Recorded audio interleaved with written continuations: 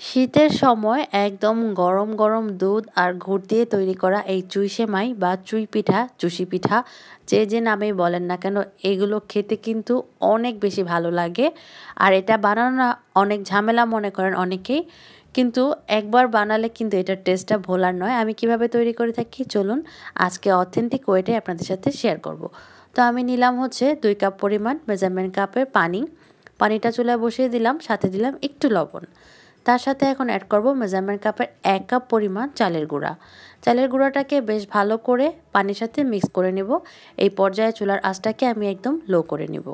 লো করে দিয়ে চালের গুঁড়া আর পানিটাকে বেশ কিছুক্ষণের জন্য বেশ ভালো করে মিক্স করতে হবে, এমনভাবে যাতে করে চালের গুঁড়াটা সব পানিটা অ্যাবজর্ব করে ফেলে। ঠিক এরকমভাবে মিক্স করতে করতে দেখবেন বেশ সুন্দরভাবে হচ্ছে এটা মাখা মাখা হয়ে গেছে। এই পর্যায়ে আমি এখন চুলাটাকে অফ করে দিব।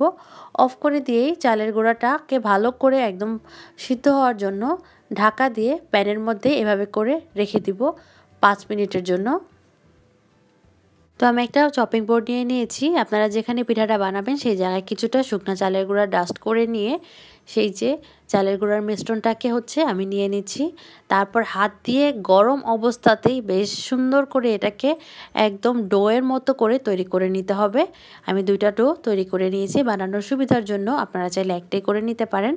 তো এখন একটা ডো এখান থেকে নিলাম, নিয়ে আরও কিছু শুকনা চালের গুঁড়া হচ্ছে ছিটিয়ে নিয়ে হাত দিয়ে একটু খুলে যে লম্বা লম্বা শেপ আছে, ভিডিওটা দেখে আশা করি বুঝতে পারছেন, এভাবে করে আমি করে নিচ্ছি। আজকে আপনাদের সাথে একদম অথেন্টিক যে চুই সেমাইয়ের রেসিপি যেভাবে করে হচ্ছে আমাদের গ্রামের দাদিরা নানিরা তৈরি করে থাকে সেভাবেই আজকে আপনাদেরকে দেখাচ্ছি। গ্রামে বানাতে গেলে একটা সুবিধা হয় কি, অনেক মানুষ থাকে, বেশ সুন্দর করে বানিয়ে ফেলা যায়।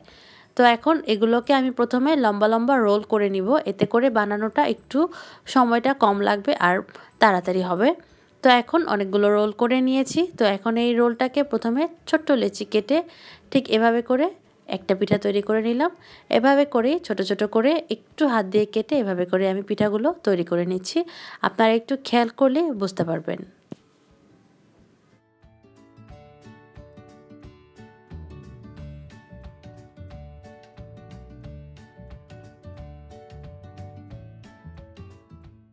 তো এভাবে করে আমি পিঠাগুলো বানিয়ে নিয়েছি। বেশ কিছু পিঠা কিন্তু হয়েছে, আপনারা চাইলে হাফ কাপ দিয়েও আর একটু কম বানিয়ে নিতে পারেন, কিন্তু অবশ্যই শীতের সময় কিন্তু একবার বাসায় ট্রাই করে দেখতে পারেন, খুবই ভালো লাগবে। তো এখন এটা তৈরি করার পালা।